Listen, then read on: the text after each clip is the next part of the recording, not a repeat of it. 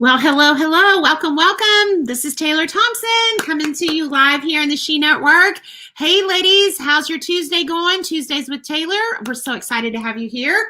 As you're coming on, please say hello. Please say hi. Let us know you're coming in. And maybe if this is your first time, let us know by dropping a 1 for sure.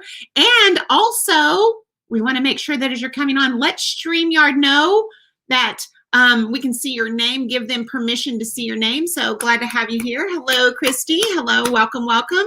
Glad to have you here. And I have an amazing, beautiful guest. I cannot wait for you guys to meet her. You're going to love her. You're going to love her story and hear what's happening with her and her business. It is incredible. So welcome, Miss April Napier. Yay, so excited to be here. Yes, thank you, Taylor. So excited to have you here in the She Network where we share her excellence. And so we want to hear about your journey and we want to hear about, ladies, make sure you take a little notes here because she's going to have some tips and tricks that she wants to share with you to help you incorporate inside of your business that may just be the very thing that you need to hear today. So as you're tuning in, we want to say hello. Hello, Teresa. How are you? Glad to have you here. Okay. So, April, you are coming outside. You are in the Midwest, coming outside of Missouri, right? Yeah, coming a little bit south of St. Louis. It was 70 here yesterday. It is in the 40s, and we have snow today. So they do say when weather. Oh, I know, gosh. Right. Living in the Midwest, you get all 4 seasons all the time. You never know what to expect, so you always have to have a change of clothes with you, or at least a hoodie, because you don't know. So super, and I just got back from the Dominican. So it's like super, like, you go from being, in the 90s to coming home to you're like, ooh, you come home in shorts and you're like, I need to pull out my hoodie. So yeah, definitely a shock with the weather when we got home. Well, that's what they say about Texas. If you don't like the weather, just hang around 30 minutes because it's certainly going to change. So yes. I totally get this. I get the weather shifts. So let's talk about you. This has been an incredible journey. You were filling me in on some of the things that you've been doing, but let's talk about you. I want the ladies to hear the raw, authentic April story that most of your friends may not have known. Let's talk about you. All right. So I have been here my entire life. Taylor had said, I want you to tell the things. And so I do see some of my team members on here, and I may get a little emotional because this is a part of me that I have not shared with social media. And I'm just going to share it here. I'm a survivor of sexual abuse. And I think for a long time, I always wanted, there was a yearning inside me, I had a choice. I could either let it define me in a bad way or a good way. And for years, I'm a nurse by trade. And for years, I was always striving to do something more, and I didn't know what that was. And I think that I've decided to make that part of my journey, even though it was a negative impact on my life, because I never, ever have always been in my gut want women to feel like I did in my deepest moments. Wow.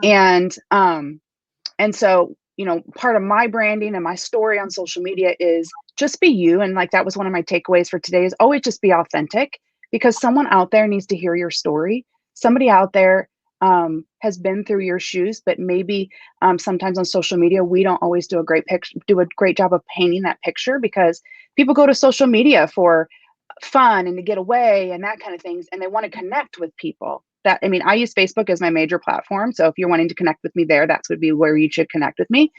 But I want to connect with people. I want them to know that, they are never alone. And I think through my journey, so I was a nurse I'm still a nurse, but I've been a nurse for 20 years. My journey started as wanting to help people. And as I grew to, I didn't love myself for a long time. I just didn't. I want to chime in about this because what you just shared, that's probably a big problem, and I know that there's going to be women that are watching that, maybe haven't had the courage to share that openly because it's, let's talk about this because sometimes, we hold those kind of things in because we are afraid of how people may see us. They may judge us. They may change, the shift in the mindset. And so I, first of all, applaud you for sharing that. But and just being totally face front about it, because there's somebody that's going to go, wow, I had no idea. Mhm. But you want to share Mhm. about this, because I think that's the way the enemy like wants to hide us and keep us isolated and with shame and guilt. And do you want to talk about that a little bit? Yeah, sure. So, you know, this happened back in the 80s, and back during that time, and even today, I mean, I think today I don't want to say it's acceptable to talk about it, but we're hearing more about it than we did in the 80s. And I feel like back when it happened, it was kind of like we just kept it under the rug and we didn't address it. And I also have a daughter that suffers from some depression, and so I think about those things and how it affected my life, and then I try to do things differently because I know how I felt, just self-image, who I was, at that time. I'm an overachiever. It's just who I am by nature, and I think that some of that is driven by my experience with the abuse, because I feel like I was trying to hide how I felt. And so I was a straight Was A. it, was it somebody that you trusted? It was a family member. Hmm. Yeah. That's got to be the most ultimate betrayal, by Yeah. somebody that you love or should have been a trustworthy person Hmm. in your life. That's got to Yeah. be And there incredible. was a lot of it really changes your family dynamic because, I was a child, and, is it true? It doesn't just affect me, it affects the family. And Yes. so that was a huge thing growing up. So was it something that you kept quiet, or did you Mhm. share, and then they did the level of believability, did it? No, I remember telling my mom, and my mom believed me. But it was with, unfortunately, my dad's side of the family, and so it just kind of created this divide. It just goes to show you that there's dysfunction everywhere. It does, Yeah, even though you see this, everyone has dysfunctional parts of their family, and there was just strain. Like you could just tell that there was strain. Like we just didn't go see that side of the family often, and those kind of things. And I'm sure my dad, he, bless his soul, he's no longer with us, but he probably had a lot of, I can't imagine how he felt, you sure. know. Because It, he's it his baby girl, and Yep, he yep. didn't do his job as a father to protect you, Hmm. keep you safe. But I yet mean, he still loved his family. yeah, It's just, yeah. yeah, That yeah. would be an incredibly tough thing to deal with and be faced with. I mean, and especially, and I think, back in the 80s too, because we didn't have social media, we weren't exposed. And Hmm. sometimes you think like, okay, what's wrong with my family? I mean, I go through this myself. Like, I think everybody goes like, okay, my family's crazy. They're dysfunctional. Hmm. Truth of the matter is, to your point, everybody deals with some level of dysfunction in some way, shape, form. You're not the only one. It's kind of Right. right, the norm to be in that. So whenever you were going through this, so how this affect relationships with guys as you were dating, or Oh as yeah. Oh yeah. you want to talk Yeah. about that? Like, I think that, I think as growing up, and then, I was always seeking, and I don't do it as often. And it's just, a part of my story is that you're always seeking approval. mm, I've always sought approval from my dad. I've sought approval from previous relationships. I've sought approval from my mother. And it was like, it's that internal approval that I'm looking for. It's not like they never were proud of me and they didn't love me. It was just like this. I was looking for this validation that never got filled. It never got filled. It doesn't matter what, it just didn't ever get filled. And there are times still today that things don't get filled. And it may be related to that. It may not be, but it's because I'm an overthinker. I'm like, and I have to stop myself in the moment, to be like, no, you just need to, stop that and let's move forward, and you're good enough. And but before I would just let it consume me. wow, I would let it consume my thoughts. And, there are times in my management career, I was in leadership with being a nursing manager. And there were times when I would worry that I looked at the person wrong, or, it really consumed. And then I would get stuck on it for like 24 hours. And now it's like 24 seconds, it still happens. Oh, I love you, my friend. that's I love Yeah. this. I love that she's sharing this with you, because this is how the people in your life see you. Um, Hmm. and you know, I always think about the scripture, you know, you are an overcomer. You are more than a conqueror.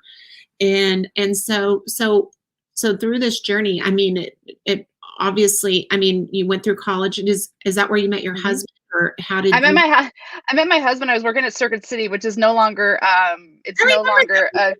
Yeah. the little plug. And so I worked with my we met my husband in college. I was working at Circuit City through college, and we met there.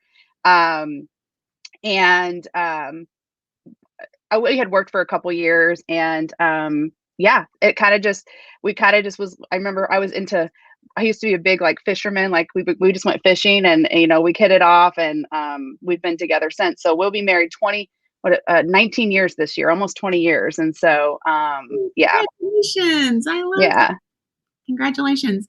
So so you guys hit it off, and then so now, like, how did this impact your marriage? I mean, because did you go through any kind of, like, you know, because sometimes, you know, you see like women, they have like the PTSD kind of things that around kind of. So I had received counseling throughout my, you know, I think what really I had received, and when it happened, I think I received very little. I don't really remember that the recovery part of that. I just remember, you know, the incident.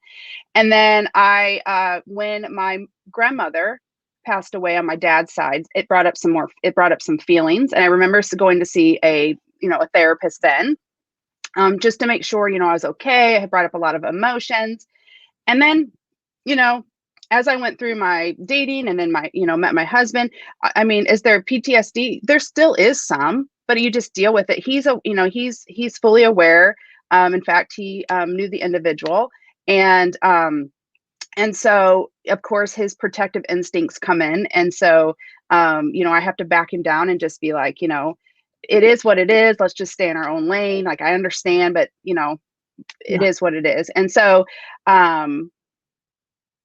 we haven't, you know, I think the big thing with marriages is that you have to be open in communication, and you can't use it as a crutch. Like, I have to be aware of when those things affect our marriage, but it doesn't come out with, I can't say, well, it's because of this. I have to deal with those things. But he also, I think, understands when I say certain things or do certain things, that he understands that, I don't want to say understands, he's a little bit more understanding of where it's coming from, rather than me just being April. So now, I didn't ask you, you know, do you have siblings? I have a sister, a younger sister.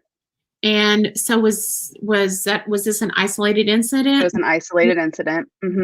Yeah.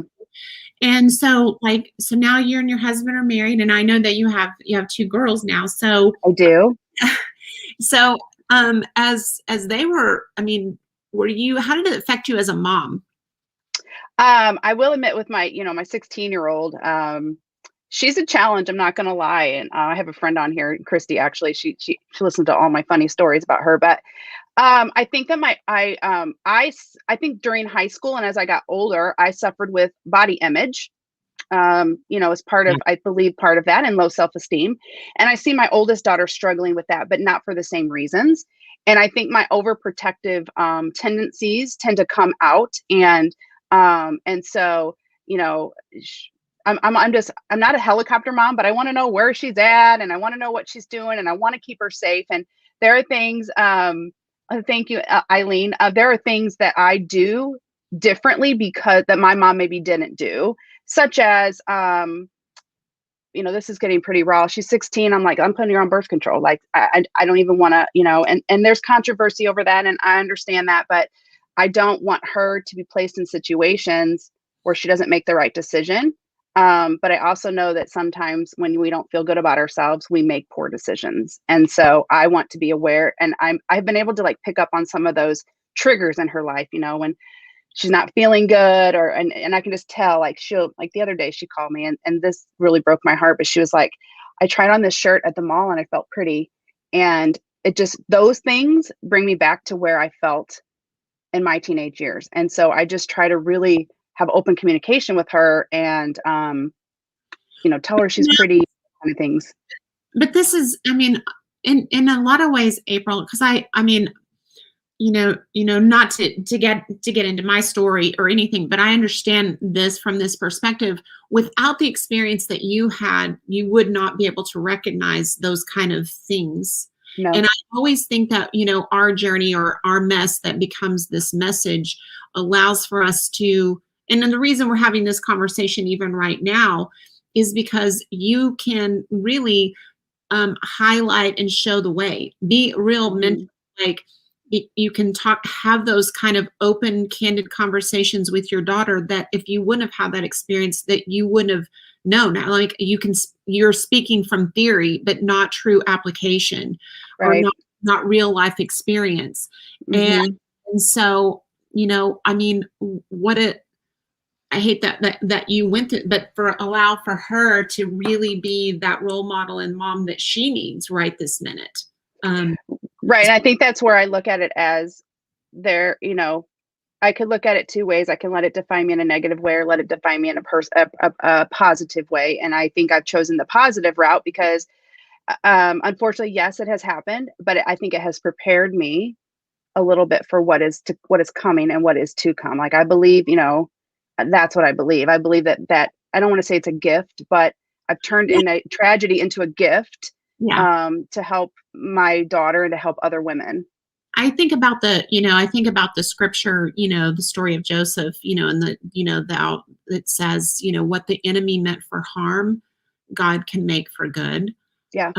And so I always think about those, from that perspective, not from the glass half empty, but okay, it is half full. And how can I make this work for me and not against me? So let's talk about, so you have two beautiful daughters. And so, yes. And you're a nurse. And so how did you get to become an entrepreneur, like top earner entrepreneur? Let's talk about some fun stuff now. Okay. So I talked a little bit about my nursing journey. So I was a nurse in the field for almost a little over 20 years. And I have been in nursing leadership for about 12. Thank you, Megan. I have been in nursing leadership for about 12 years. And I kind of saw how we were talking a little bit about how healthcare and you had shared with me that your daughter is going into healthcare and whatnot. And I was just like, you know what, I'm just tired. I'm mentally exhausted. I'm tired. And so I took a shift and decided to just step out of I know her scriptures are so encouraging. I'm like, oh, she knows just the right one to say at the right time. So very right, Teresa. So what I did is I took a step out and I started to work into take my nursing career and work into the IT world. And so we're all familiar with the electronic health record, and I'm very fascinated with that, as much as it is an eyesore, and but it really has upped our game in healthcare. And so I went down the IT route, and in that time I had so much time. I no longer were getting calls about staffing. I wasn't getting calls about this issue or that issue. And I remember seeing my friend on social media. She was live with a product, and I was in high school with her, and I watched her for a really long time. And then I was like, yeah, maybe I could, I'm an introvert. Whether you believe it or not, I'm an introvert. And I was like, I could maybe try it. I just want a couple $100, and I maybe want to update my kitchen. And I counted one day, and I'm like, okay, well, she looks like she's making a decent amount of money. So what did I have to lose? I remember I pawned over it for 2 weeks, and most MLMs, if you're part of an MLM, there is an entry, you have to buy in. And I remember my stepdad saying, you have spent $99 on a lot less at Target. Okay. And I was like, okay. So I did it. And I have the personality where I say balls to the walls. Like I go for it. Like if I'm going to do it, I'm all in. I'm going to do it. I'm going to do whatever, I'm going to give it everything I have. And so I remember, actually, this is what changed it. I went to a company event. We had our first convention, and my mom's like, I think you need to go. I joined in January. The convention was in July. So I'd only been in it for 6 months. I'm like, okay. So my husband and I go to Vegas for the convention. And that's what really sparked it for me, to hear the stories and and I was like, this is what I was meant to do. I meant to help other women feel good about themselves and use this as a vehicle to do that. And I have fun in the process. Yes. And so I want to, before we go further, because I want to tap in, because you said a lot of different things that I really want to drill into for just a minute. Sure. Because first of all, the first thing that you said that I want to tap into is, whenever you said you had this downtime. And I think this is the piece that a lot of women kind of underestimate, because we all have underutilized time that we don't leverage. And this is a true resource. I mean, the commodity of time is priceless. No matter, I mean, so you got to think about it. It is a true commodity. And whenever you can invest underutilized time into an opportunity or a business that you can leverage, right? The possibilities can become huge. Now, the other thing that you said was just a couple of $100 extra. Ladies, like, this is where the magic is, because this really truly is a gig economy world, more so now than ever we've ever been in. And before pandemic, I will throw out these statistics to you. We have the numbers just here in the US alone. Before pandemic hit, there were 59 million people in the US alone looking for a way to make $500 to $1,500 extra a month. 60 million, okay? So there are people out there that are looking right this minute. Now, the next thing that you said that is so powerful, April, and that we never can lose sight of, the simplicity of what we do inside of network marketing, is hearing somebody's story, because you know, that was what got me 28 years ago, you know, that I believed, wow, if they can do that, maybe I can too. And so the power of a story, the power of a vision. So I wanted to kind of, you know, pull those little highlights out of what you just said, because those are gold nuggets, ladies, gold nuggets. Okay, so proceed. And so where did I end the story at? I went to convention. And Yep. I remember seeing, okay, so when you hit a particular achievements, you get to walk the stage. And I was like, I'm going to walk the stage next year. And I came home and I was like, I had already given it all in. I was like, well, why not? I'm just going to go for it. And but it didn't become the work. It became the fun that I had with it. It had become the fun that I felt like I had been missing for years in my life. I can't work a room to save your life, but I can get on social media and talk like this, or talk on a live, or talk and interact with you. I generally say I like to hide behind social media because that's where I'm comfortable. And so I was like, you know, that's one of the reasons why I joined the company I did, is because I didn't have to go. I don't have to do home parties. I could do it all from social media in my little 4x4 space and have fun doing it. And, you know, I love the company. I love what I do, but I love most is being able to see the impact it has on people's lives, whether you are a business builder, whether you are, you know, just, you know, I'm in the jewelry industry. So if, you know, just, if you are, you know, just what I know, what I feel like when I put on a pair of earrings and have a pair of jogging pants and a hoodie, the earrings make all the difference for me. And so I just know that how that makes me feel. And I wanted to make sure that other women felt the same way, and to know that I go through the same struggles, you know. So I love it. My other takeaway is always be authentic. Just be you. Don't try to be somebody else. For a long time, I think I tried to be someone else. We get in that comparison thing. You're like, well, I want to be like Taylor. Or I want to be like, you know, your other friends. And no, you got to just be you. This is such a prevalent message, and we hear the words, be authentic, but we're like, yeah, be authentic. But whenever it comes down to it, what happens is, before they jump on a live, they're looking at everybody else's live and say, okay, what did they say? How did they act? What did they do? And so we try to mimic that. We try to, you know, get the script or make a script around those kind of things. And so, ladies, if you're listening here, I mean, this message is so true. But whenever we say be authentic, that means if you get on and whatever you do, if you mess it up, like, an imperfect plan implemented is better than a perfect plan never started. And so many times we wait to get perfect, you know, because we think that we're worried about what other people are going to think about us. And the truth of the matter is, ladies, what people think, they already think about you anyway. So it doesn't matter. It really doesn't matter. Because you're not doing this for anybody else but you, for your team, or, you know, for your family, whatever that You can't do it based on what other people think, because if you do, wow, it's like a prison.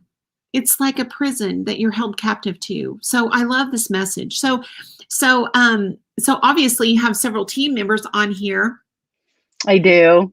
like saying, "You rock, you're amazing." Yeah. I mean, they Yeah. love what you're sharing here. And so obviously you've created a tribe of women that are connected to you, that are connecting with your message, and you're helping and supporting and building that. So let's talk about that for a minute, because I know that you've said, you just told me that you just quit your career just here recently. Yes. So talk about Yes. that and and what made you decide to do that. Let's talk about that for a minute. So I was able to leave my my full-time corporate job in November. I originally had made a goal. I had, speak it out into existence. It was going to be January, and there were some things that had happened, and I had been, I always want you always have to be very prepared. And I want to be very prepared. I had saved money for a year. Like, I had all my ducks in a row, and I kept telling, and then I came home and my husband finally said, "When you're ready, I'm going to trust that you're ready." Because, for him, I'll be honest, he was a little skeptical, and still to this day, he can be a little skeptical, but it's because he's not involved in the business and he doesn't have the same feelings. He's a male, no disrespect. It's part of how they're built. Okay. Yeah. It's part of how they're built. But he reaps the benefit. So he doesn't, he doesn't balk at that. Yeah. However, he said, "When you're ready, I'll trust that you're ready." And so there were some things that transpired, and this was probably back in August when he had this conversation. And a lot of it for me was probably belief. Like, what if I fail? What if I do this? What if I, and so all those thoughts went through my head. And then I was just like, if I don't try now, what am I waiting for? Like, I'm a nurse. If it doesn't work, I'll just go back to work. But in my mind, I'm like, I'm not going back to work. That's just it. I'm not. So I'm going to make it work. So I left in November with the plan that we had said January. And so I went ahead and left in November. And like I said, I believe that God works in ways that he needs to work in, because my daughter unfortunately had some medical issues that we needed to take care of. And I believe that he was like, "You need to come home in November because we're going to need you. We're going to need you home." And so I transitioned home in November. And it has been a transition. Because when when you're working 40 hours a week or 50 hours a week, and then you're coming home and running a business for 30 or 40 hours a week, I don't know how I got it all done when I worked, to be honest, because everything kind of, your time is you have more of it, but it seems like you don't get as much done. And so I was talking to Taylor right before we started a little bit about that transition with home, and how my family sometimes still struggles with me being home, because they assume since I'm home, I'm not technically working when I might be working. So like right before this interview, my husband was texting me and I'm like, "I have to let you go. I'm getting ready to do my interview." And he's like, "Oh, okay." But in his mind, I'm just home. And the kids are the same way. They're like, "I forgot my lunchbox. I forgot that. Can you bring this? I need you to pick me up this." And before, I never had any of those. Like, I never had those requests, because it just wasn't something that was available, because I worked in St. Louis, which is, 30, 45 minutes away. And so things have just been different. So there's been a growing, or a transition with me being home, and them also understanding that just because I'm home doesn't mean that I'm not working, because I am. Such a powerful conversation. I mean, whenever you were talking about like kids forgetting this or that, or I mean, I remember going through this with my daughters. Like, I'm like, they would text me, and I'm, get mad at me if I don't answer right away. Or I'm like, hello, like, just because I'm Mhm. here. And I think this is a conversation that a lot of moms can connect to and relate to. And so that they don't have a real appreciation as to, we're just sitting around twiddling our thumbs, talking on the phone all day, not realizing that we're creating income. We're Mhm. producing income. So, ladies, like, if this conversation serves you in a way that, like, having the upfront conversations during these times, I'm not going to be available, so if you forget your lunch or your lunch money or whatever, you're on your own, because until I won't be able to help you till after this time. I mean, and the same goes true with husbands. I mean, like, we've got to set those boundaries. We've got to set the boundaries and allow for them to be able to buy into this is our job. Just because we are not leaving the location, this truly is our business and we need to treat it as such. So good point. It's the same with your team too, and having boundaries. My team, I love them dearly, but I've had to, and they know I've set boundaries with, I may not respond to you right away. And that's not because I just want to I want to make sure I give you your full intent when I have the time to give it to you. I don't want to just give you a knee jerk reaction. And so it's boundaries are so important in your business. Love it. Love it. So you quit and you went full time in November. And I did. So what's happened since that time? Because sometimes this transition can be really, really incredible, that sometimes this can also be a speed bump. So I know. Correct. And the reason I say this, because I know that you're on the other side of it. So ladies, like some of you, sometimes whenever you go full time, because women can multitask. I know they say there's no such thing, but I think whenever we have limited time, we're more focused and intentional with our time whenever we're doing this kind of business on a part-time nip and tuck level. But then whenever we don't have the job, then we have all this time, then we're not productive with the time that we have because we're like, now I don't know what to do. So, but I know that you're not that girl. So let's talk about what's happened. All right. So my last day in corporate was November 6th. And I remember crying. I remember calling my upline actually. And she was like, "You're not going to cry." And I'm like, "I am going to cry because it's all I had known for 20 years, And it was happening. And I was scared. I'm not going to lie. I was scared. Even though I already knew that I was on the right path, I was still scared, but I did it anyway. And I remember, November happened and I was excited because I was going to be home. And if you all know, during the holiday season, if you were running a business online or a business anywhere, the holiday season is the busiest time. And so I had a lot of time, to ramp up for the holidays. And then I had actually sat at the same, and I don't mean sat, but I hadn't ranked for like a year and a half, 2 years. I was at the same rank with my team. And then January, we knocked it out of the park and we hit the next rank. And then in March, we hit the rank into the top leadership rank within our company. We call it elite, is what we call it. And so we were at the entry level of that. And so my team, I didn't just grow though. My team grew. And I feel like me being home during that time has allowed me to spend the time, and I don't spend hours on the phone, ladies. I don't spend hours on the phone. I don't spend hours on Zooms. I give them the tools. I've been able to provide them the tools that they need, and then actually follow up with them, make sure they have the questions. And we've designed some systems within our team so that it's not just me answering the question, and allows other people to step up as leaders. And so I feel like had I still been in corporate America, I wouldn't have had the little bit of extra time that I needed to make those things happen. Wow. That's so awesome. Congratulations to you. Thank you. And your team.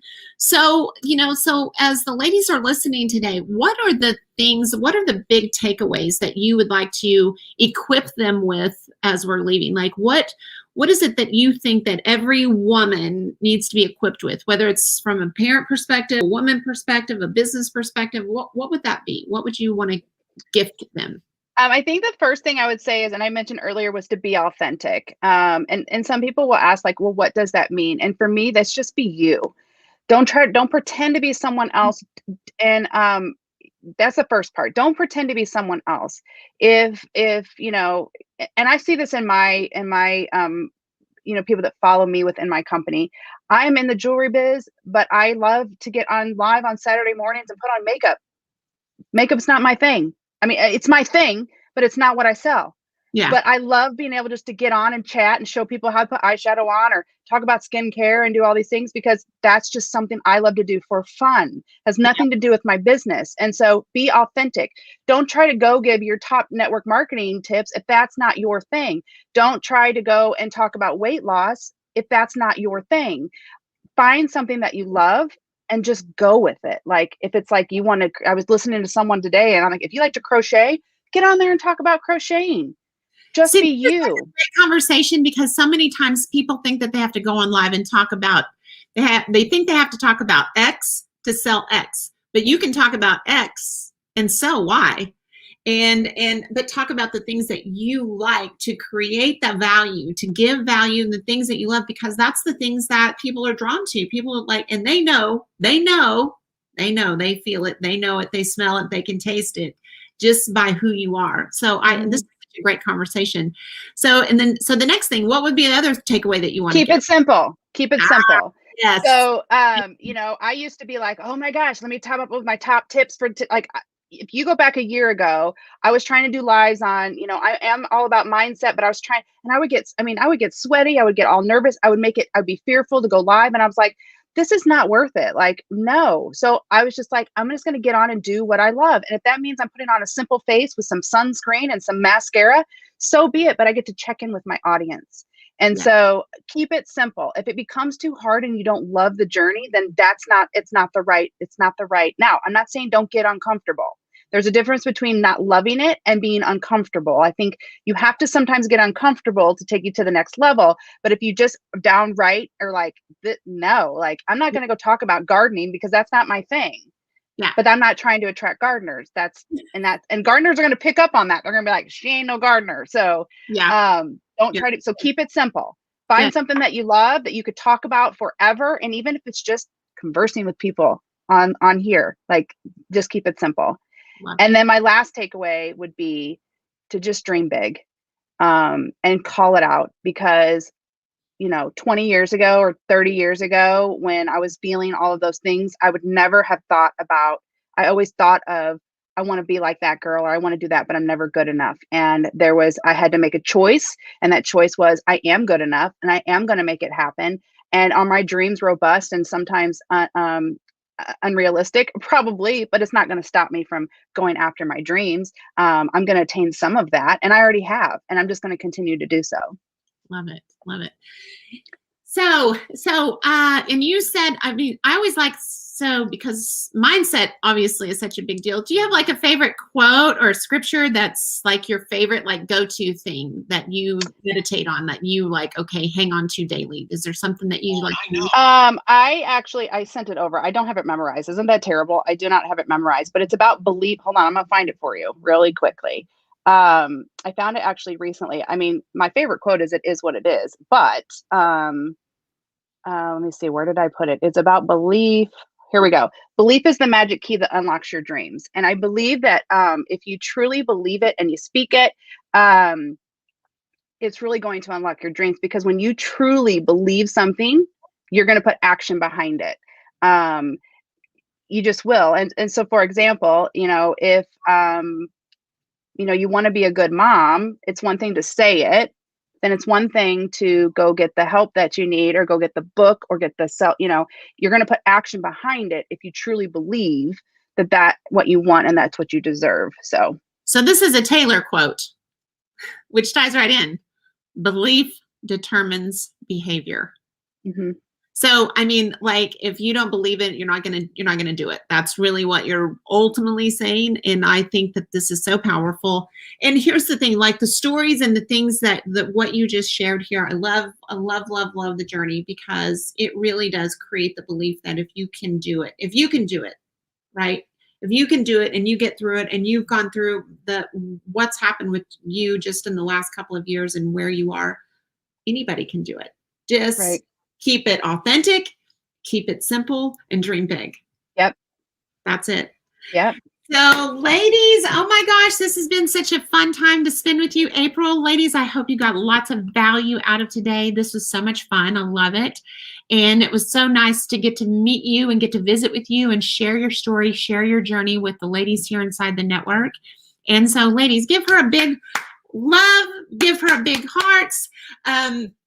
I'm going to say bye to you privately. So, ladies, I hope you have a blessed, amazing day. Thank you so much for tuning in. Share this out. Tag somebody, a woman in your life that needs to feel empowered today. Edify some lady in your life that needs to hear some encouraging words. They're around you everywhere. So be that girl, right? Be that girl. So that's it for us. I'm Taylor Thompson with April Napier here. We're signing off. Have a blessed day. Bye-bye. Thank you, guys.